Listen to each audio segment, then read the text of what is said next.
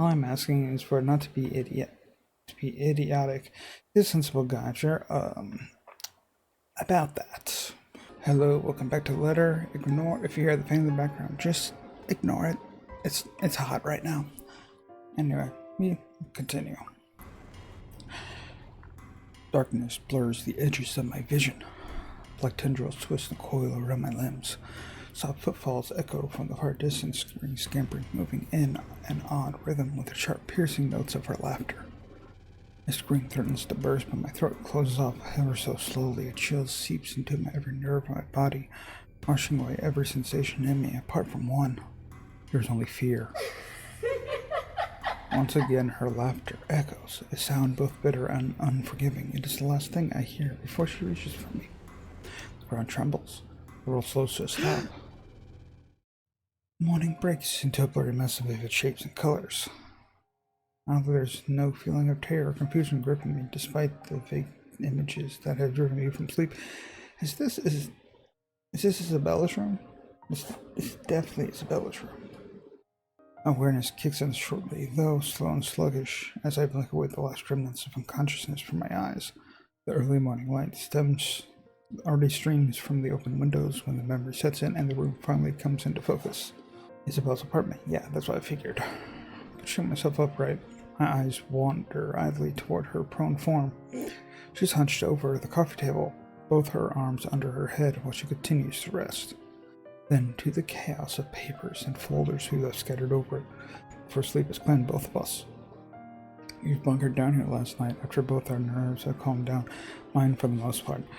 Staying together was an unspoken invitation, and anyway, I'm pretty sure neither of us wants to remain alone with there's that woman. Is she still one in the first place? One that we normally call a human? Can it still feel guilt? Does it understand pain? Fuck. I'd rather get charged for breaking and entering than mess with whatever that thing was any day. Not that thinking about this still matters when all of our lives are in her hands. She's dangerous. If we don't do anything about her, and this curse will definitely be pushing Daisy soon. I can't let that happen. I've dallied on this long enough. I left all my friends in harm's way for the warnings they'd all given me. Besides, beneath the terror and the adrenaline that keeps me running, knowing what lies ahead for Isabella makes it hard not to take action. The paper sitting on the edge of the table calls my attention. At this, light against my hand when I reach for it. It had caught my eye the night before, but with the lot we still need to go through, I've simply ignored it. The logo emblazoned on the top of the page, however, provides this paper a whole new meaning. Not for me, but definitely for her. A scholarship grant, huh? I've only ever heard her talk about this once or twice, completing her degree, that is. She rarely goes about it in great detail, preferring to keep it to herself. Perhaps it's the fact that she thinks she's already too old to be chasing after it. It's been 5 years after all, but I've caught enough snippets of conversation between her and Zach to know that she's never given up on it. Despite how things have panned out for her with her father, she's one step closer to this part in her life. As silly as this may sound coming from a friend, I'd like to give her the chance to have this. Whether this means stepping out of my comfort zone and figuring out what the deal with this curse is, I'll do so. I only see that same smile on her from that time again. These days, the only moment she appears to show it is when she's asleep, like right now, no matter how uncomfortable she appears. A smile of my own forms despite this when I glance at her sleeping form again. She has a mood sense, her shoulders rising and falling in a slow, even rhythm with her breathing. You won't even think she has any problems this way. If only that were true. Sighing, I place the paper back where I've gotten it, carefully so I won't accidentally wrinkle or damage it in some way, and finally push myself off my makeshift bed. Isabella shifts when I carry her off from the floor and over to her bed, but doesn't wake. Simply tucks herself comfortably under the covers as I pull over her. Briefly, though, she mumbles something to herself and draws in another deep breath. Ashton's being dumb again. She drifts back to sleep, to deeper state of sleep after, like it hasn't been interrupted by the slightest movement earlier, with a small smile on her lips for me. I find myself returning in kind. Who sleeps like a rock now? It's better this way. I better leave her to her dreams for the moment, which I hope are better than the ones I've had. She'll have time to worry about our problems later, when she wakes up. But now this will be another thing I don't want to take away from her. A moment of respite, no matter how fleeting. She deserves it after everything she's been put through. what I've put her through. In the meantime, I still have 2 other people I need to check with. Isabella will definitely get in a tizzy if we don't check on them. Cold Luxembourg air meets me upon stepping out in the hallway. Not unusual in itself, this is what Luxembourg's weather is supposed to be. A bit cold, damp for the most part, and more often than not, terribly drab with an occasional sprinkling of rain every few hours. Sky's still clear, but I'll give it a day or 2 before the weather takes a turn for the worse. I've complained about the awful rains for years, despite having lived here my entire life. I have to admit, though, seeing it return to the usual feels extremely reassuring. At least something still normal in the world, when I can no longer think the same for the situation we're in. A nightmare, that's probably all this is. Usually I'll say I've been through worse, but that's simply another lie I've often told myself, isn't it? I've fed myself a great deal of lies through the years, so I won't have to think about it the next day. Maybe we won't even have this problem. If I have been running away and ignoring things, hiding them somewhere, no one will see, because I've since believed doing so is a show of weakness. That's probably right. I've probably always been afraid. There's some damn truth to what Isabel's been saying, knowing I have no clue how to deal with it. And now, after it had stared at me right in the face, I'm at a loss. I'm scared shitless, in fact. The fuck do I know about ghosts, though? What does Zach? What does Rebecca? Z-Man has shown me photographs mentioning weird things happening around him these past few days. Bottom line, he likely knows as much about this as I do. Why else would he approach me? The guy who knows stuff, according to him. In the end, all I've done is give him the brush off some reliable guy I am. And Rebecca's probably in the same boat, grasping for anything that might provide an answer a way out of this. But any of us do. What all of us lack any understanding of what's happening. One thing's clear about this, however. That thing is after us because of the letter. Both Rebecca and Zach have seen it too. She will go after them as well. Yet here I am, walking up Becca's doors, one slow step at a time. A stalling tired to allow myself some time to put the mess in my head in a better order. How to phrase this, when there's a 90% chance she'll be still pissed about the whole different matter. That's the only reason if you didn't check on me last night, aside from the ungodly hour Isabel and I arrived. We'll only want more rush showing up at her home in the middle of the night, acting like babbling lunatics, and her anger can last quite a while. These days, it seems that the only one she can easily forgive is Isabella, but even with her, Becca's fuming still takes hours. I run my hand through my hair and straightened out my jacket before knocking once, twice, and 3 times, just to be sure she heard me, even if she is asleep. She's usually awake by now, though. Hey, Becca, it's Ash. Open up. Don't tell me you're still in bed. Seconds tick by. The lights from her and the dread has started to creep up. I've been trained to handle dire situations, but the feeling has been doing that quite frequently since last time. My mind begins to anticipate the worst, and the next minute, concern has mixed in with my thoughts, and I bang my fist on the door louder this time. She'll definitely be livid, but I'd rather face her wrath than I did Bobby. Becca, it's Ash. Ooh. There's something we need to talk about right away. Open up. I know you're... Your girlfriend left early this morning, pretty boy. So if you could do us a bloody favor and shut up, that'd be real fucking polite. My hand pauses short of landing another heavy knock. On the other unit, Rebecca's other neighbor peeks in through his door, though I see nothing but a bundle of blankets. I'll say they need help from being devoured by the sheets, but it sounds like he's just fine. He's a huge asshole too, course of action, so people like him won't ruin your day. Act like the nicest person on the planet. As only wonders when I was a rookie patrolling the streets, no need to match his temper. Oh, did she say where she was going? I don't know. She said something about meeting someone or something, in case Filipina girl over there asks. Well, what am I, her keeper? You know some people want to sleep in on a bloody Sunday, so keep it down. Just looking forward to this weekend. Thanks, you damn git. Well, there's no need to be an ass about it. I'll get out of your... He slams his door shut without warning, but not before muttering a string of very colorful words about me. Probably thinks someone hear him inside the 4 walls of his apartment. Jerk. At the end of it, a sigh. So Rebecca's not here. I must have missed her by an hour or so, but at least she's not alone. She should be safe, in theory. More so, the person she's meeting with is what I'm thinking. Nevertheless, I still can't help but worry. It's an easy thing, continuing down increasingly darker lines of thought. Act brashly to find out where she is and go straight there without deliberating my actions first. There's that to boot. Rebecca's not alone, but I can't say the same for the big guy. So a phone call to the both of them should do the trick. It'll ease my nerves at any rate. It's better than rushing over to Zach's place or assuming Rebecca's whereabouts and finding out they're not where I guess they should be. Assuming the worst will come, which I'd rather avoid this early. Any other reason won't bother them, but an emergency begs for urgency. This is one, right? Even if it isn't anxiety from concern, dull judgment. Something I most certainly can't afford to lose at any given time, especially right now. Any means of calm would do wonders for the muddled mess my mind is already in. Pulling up my phone, I thumb through the screen until it ends up on a group with only Zach, Rebecca, and Isabella's number listed. And people will probably say I keep too few friends when they chance on this. To some extent, it's true. I can easily name about 100 people I've acquainted with through the years, colleagues, blockmates from uni, neighbors, those sort of people. They all come and go. But these three I've chosen to save for some reason, without wanting or asking for anything.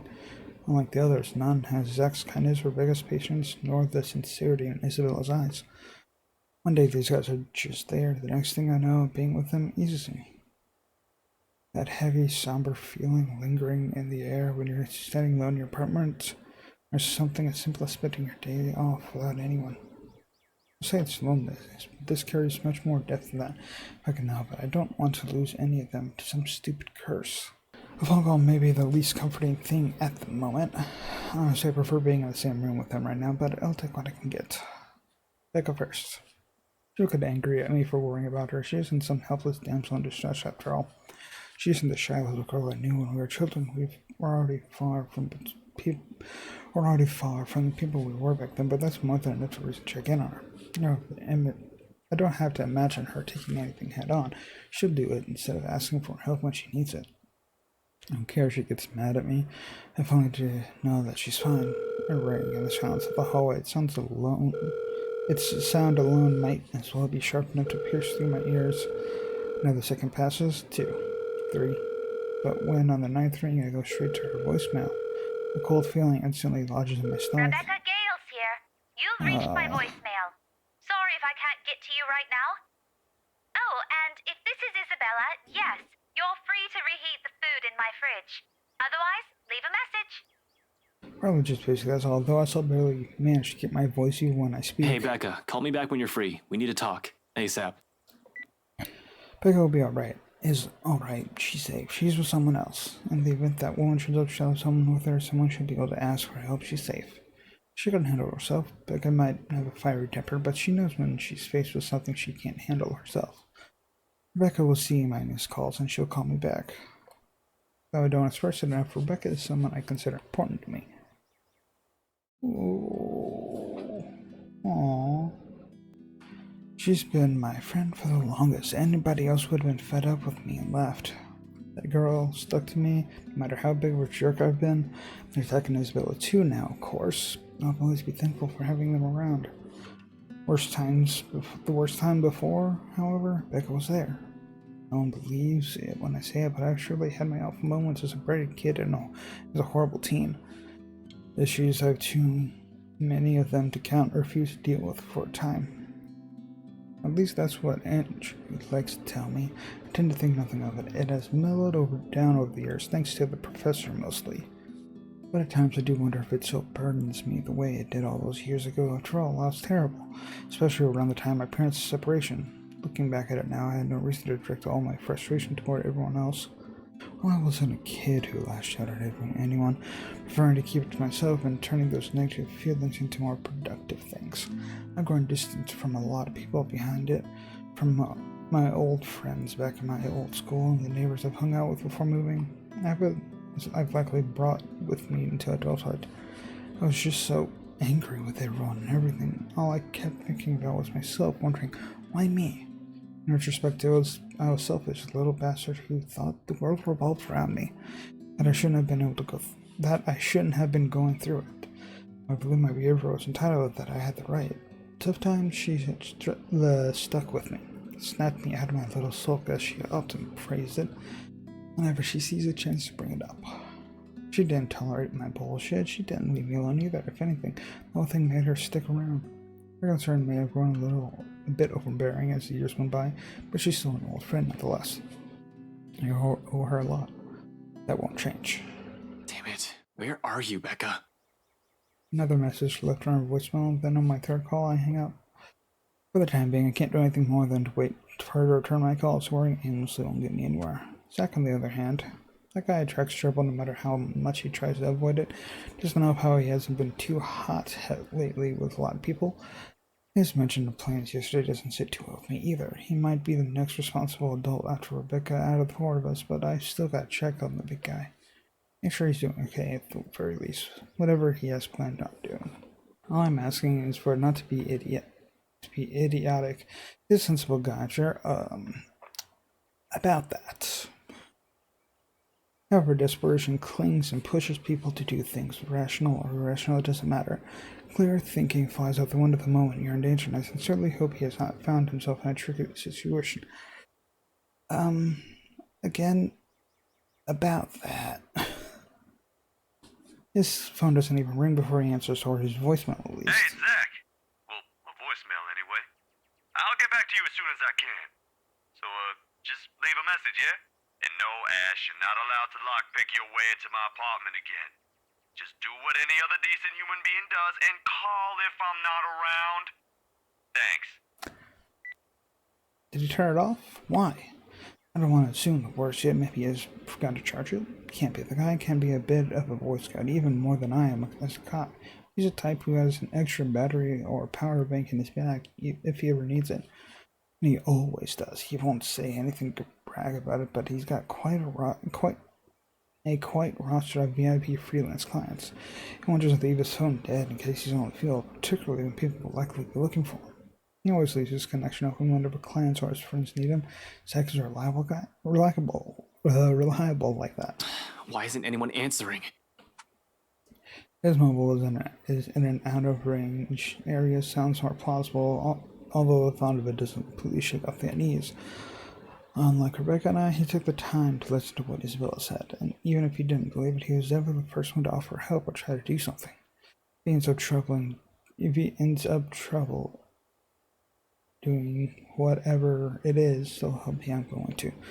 Well, I can't be rash. I'm aware of that. Been running on the same reminder in my head since last night. But what if something happens? I'm certain my reaction won't be pretty. The added guilt from those times I've repeatedly dismissed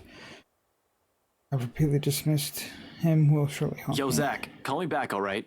I wanted to check in and, yeah, just please call me back. It's unusually a joke between us when I say he's the Watson to my Sherlock. I don't see him as some assistant to pull aside until he's needed, like some people like to believe, though. He's not some pity friend to keep around to make himself look good. If anything, he's the one who stayed by me out of pity. Zach's the one who puts up with me most of the time, even when he doesn't need to. It's not a case of a cool cop who helped out a minority. In truth, I was a hard-headed, hot-tempered, and reckless rookie up until I met him. It wasn't anything sudden. Some part of me is still that rookie, but I've grown thanks to him. He tempers that part of me. Considering how our first impressions went, I'm lucky he stuck around. Becca and I may have spent a lot of years together as a children, but Zach, he's probably the closest thing I'd call to a best friend. Though it's more than that, camaraderie. No words can express. He has my back and I will always have his. He is a brother I've never had the luck of ever having, only child and all. And I have every reason to worry about my brother. Becca's neighbor did say she wanted to meet with someone, no specific names. If I'm wrong and she's not with Professor Clark, maybe it's with Zach. They've never been close, but it's not like the kind of awkward friendship where meeting together remains out of the question. Regardless, I continued dialing his phone another 3 times, like I've done with Becca's. And then after the third attempt with no answering, I stopped and cut the call with a ragged Waiting game it is, then. Let me take a look. Is this the day of the other stuff that happened? Oh no, this is the day. Oh, this is the day of Rebecca. Zach's was on the 30th. Zach's was on the 31st. Right. I've been trained for those. Hell, I'm used to them. She's not one who comes to people I'm close to. Much as I keep reminding myself to maintain a level head, it's a whole different story a different matter when someone you know. Personal feelings will likely get involved at some point. It's starting now, actually, with the anxious strings coiling and uncoiling, causing a racket inside my stomach. It annoys me that all I can do right now is grit my teeth and trudge back to Isabel's apartment. Useless. That's what I am in the face of this. Mad dash around looks for it, and something isn't going to help them. It's not like I'll simply stumble across them on the side of the road during the drive. The city's too big a place for one person to go searching for only two people. I'll be lucky if I even glimpse the hair of either of them. With one last frustrated glance toward the open skies, I slip back into Isabel's apartment and slam the door behind me. I might have already grown used to this, but the waiting will always be the hardest part. More so when it's the people you care about. Ash, did you really have to shut it like that? It's not the first time I've seen Isabella like this. Sitting casually in her kitchenette and a little and keeping an eye on whatever's stewing in the stove while humming a soft tune under her breath. 5 years ago, it's become a common sight after the three of them, including Zach and Rebecca, found a mutual interest in cooking. After that, whenever our schedules allow it, one of them will invite everyone to dinner or lunch instead of eating out. Rebecca prefers it that way. Healthier, she claims. Zach's just too happy to be able to cook for everyone. Isabella, on the other hand, as long as there's food, she's happy. Yeah, I've been banned from the kitchen ever since the pressure cooker incident. Easier times, good times. Right now, however, the scene brings an odd sense of normalcy. A strange fit with all the things going on around us. Not unwelcome, only bizarre, I suppose. Isabella doesn't follow up on her questions earlier, but she does raise an eyebrow to my way when it takes too long to answer. With that, I only offer a casual shrug in response and a short answer. I checked with Zach and Rebecca. I'm just waiting to hear back from them.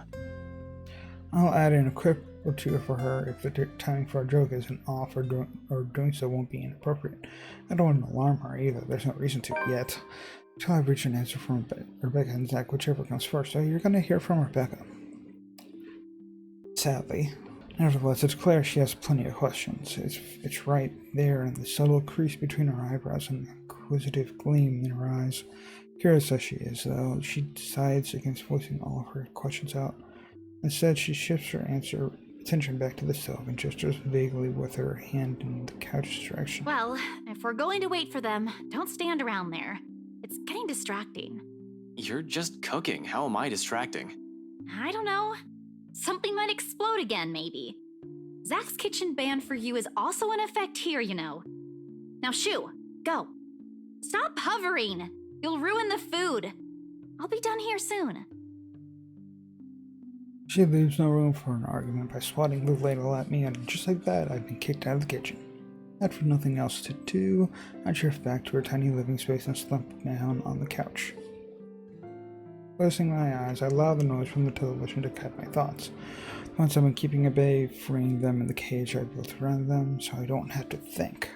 One by one, they trickle back to my consciousness, each more frightening and unnerving than the other. So many things going on, so many things happening. The papers we've gotten from the BRC doesn't provide any comfort either. Seriously, was there even a point to those after last night? Well, asking those people do. If anything, this only proves there might be more copies of that dumb piece of paper.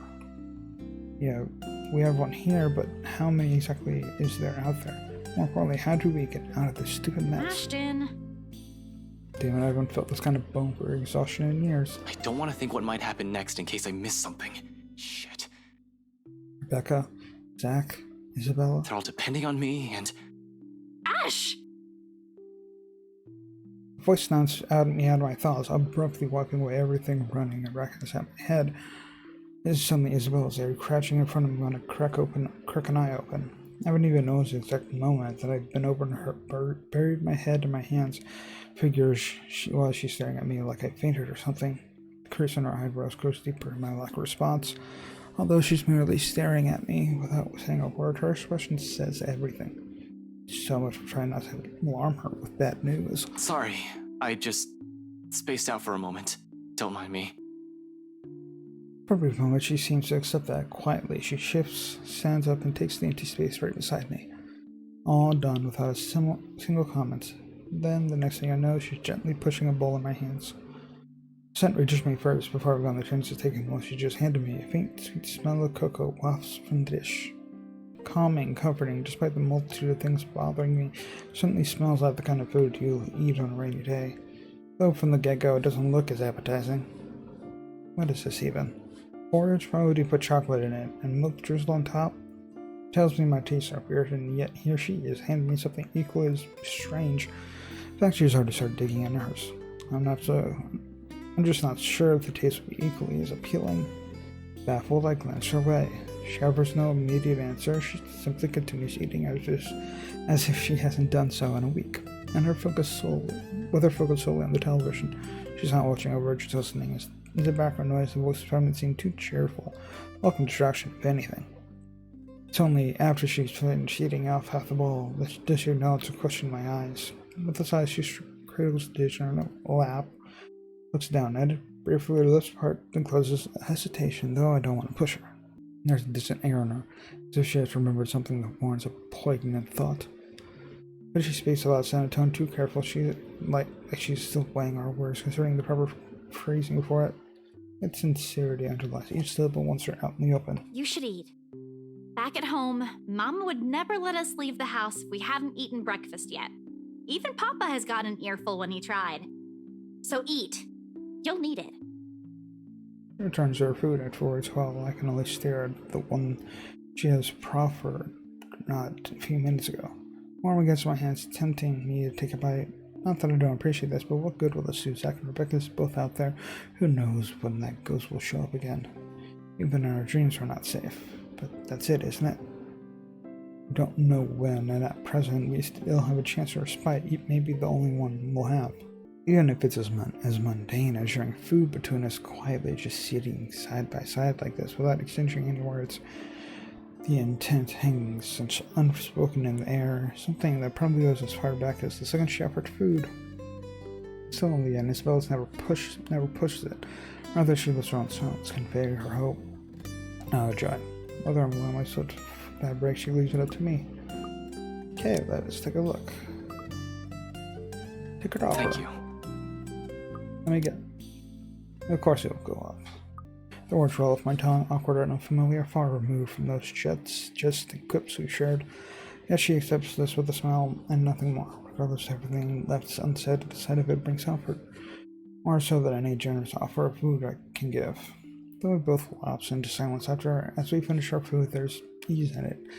And the muffled sounds of Luxor filtering in this room, and the light streaming from our windows, and the faint draft of kiss-weed drifting in, catching the loose tendrils of her hair, and the way her voice falters when she tries to form words. And despite the horror looming over us, I find myself wishing for the minutes to slow, for the seconds to last. But ultimately she's the one who breaks it softly after a minute's pause, and word is mumbled under her breath. Sometimes silence simply compels us to speak. I've been wondering, before last night, before Mama told me the news, what if Papa passes away, despite everything? Oh. That sort of thing. I know it's not good to think about, but I also knew it was getting worse. Mama won't say anything, but I've always known that one day, he'll eventually... She releases a sigh as her grip on the bowl still holds tightens. There are no tears, but she might as well have them without weaker voice falls. Aren't there even any left? I don't know what I'm going to do. Before, I can easily say it's because of Papa. Now, I don't have anything. You have that scholarship from Lux U. Were you going through my personal papers while I was sleeping last night? I don't really have to. You left it sitting in the open, right there on the table. I think there's still anything to hide. She snatches it away from where I placed it back earlier. Except there's no anger or annoyance in her face when she looks at it and rereads every line with a pensive expression. I treasure it while she folds it neatly along the creases and sits it back. I don't even know if this will work out. Well, if it doesn't, what about that exhibit you've been planning with Zach? Do I even have to ask where you got that? Zach sucks at lying. You have no idea how easy he is to read. It was all in his face when I asked about it. And anyway, if that doesn't pan out too... I trail off, hesitating, measuring the weight of my next words. Genuine as they are, a part of me believes they're a burden too heavy to impose upon her. Because no matter how much I want her to stay, we are not what ties her here. It'll be selfish to ask that of her. More than anything, her family will always come first. I say it nevertheless, if only to let her know that no matter what her choice will be, there will be people here whose lives her mere presence has changed. Mine most of all. You have us. The words startled her to a pause, and slowly she turns to me, her eyes wide, disbelief all over her face. But before regret forces an apology up my throat, her expression dissolves to something I can't quite place. Something distinctly softer, more tender, familiar, almost in the same manner she glanced at me years ago, that day on the bridge. However, I don't get the chance to figure out what it all means for her. All of a sudden, my ringtone breaks the moment. Just as fast, both our attention shifts toward the source. Fuck this ringtone. Before things can get awkward fast, I stand up, leave the room, and muttering something to the phone. Sorry, let me just take this call. It's probably Zach or Rebecca. Probably Rebecca. Really, I know we're in a pinch, but their timing can't get any worse. Unknown. Unrelated frustration aside, as I step out in the room and accept the call with the stone that has been stuck in my stomach simultaneously launches up in my throat. The person on the other side line isn't who I'm expecting. Eli's right, right? It's Officer Renz over at the precinct. You know, you bring me donuts to keep an eye out for you and shit. Oh, yeah, right, Renz. What's up? You've, never called me through this line before. Is this something urgent? Yeah, kinda. Something came up this morning. You know the big guy? Your buddy? The bloke Benjamin saw drop by here a few days ago? Big guy. Around 6 feet tall. Zach? I don't feel too good about this. Oh, Yeah, him. Zachary Steele, I think. What about him? He's been detained and Wait, what? What do you mean he's been detained? they brought them in this morning. That's not what I asked. What are the charges? I don't know. Not my division. I'm not really supposed to be on the phone right now, but I thought you want to know. Anyway, I gotta go. If you want to see him, just drop by. Not sure how that'll work, though. The chief has a standing order not to let you into the precinct until Monday. Yeah. Thanks for the heads up. I'll bring you some coffee to go with those donuts, too, next time. All ends with a click while I'm left with the hair reeling, staring blankly at my phone. It's just my luck that in this exact moment, Isabella chooses to peek out from her Was apartment. that Zach? Is he gonna drop by? I have no idea how I look right now, but it must be far from anything pleasant. The curious expression on Isabella's face quickly melts as soon as she chances a closer glance at me. What's wrong, Ash? I'm left with no other choice then. I'll tell her exactly as Officer Renz said, and the more I spill, the more grim her countenance becomes. Stay here. I'll go check on him. See what I can do. No, I'll go with you. Belle, I'm not going in there for a casual visit. Zach's in trouble and... I know, but he's not the kind of person who'd do something that'll land him in prison. There must be a mistake. Yeah, the mistake was my choice back when I played as Zach. Believe me, I'm on the same page as you, but... I want to see him, all right? There it is again, the same sharp gleam that has been present in her eyes since yesterday. Little by little, I'm finding it difficult to say no to it. What other choice do I have to? Still no words on Rebecca and Zach. Isabella probably doesn't want me on the other. Doesn't want to be the one who ends up waiting for the news. I know exactly how that feels, so in the end, I know it's the simplest response I can Just get. let me turn off everything. I'll be out in a few. Quickly, she disappears behind the door. From inside, the sound of her foot scuffling, a few locks clicking shut, and television being turned off drifts up the hallway. The whole business inside takes a few minutes, and within 5, we're both on our way to LPP. Normally, I'd be recording until the end of that day in the game, but I don't have a lot of time today to record. I thought, at least at this moment. Anyway, I hope you enjoyed this. If you did, subscribe, check out other stuff I've done, and see you next time. Bye bye.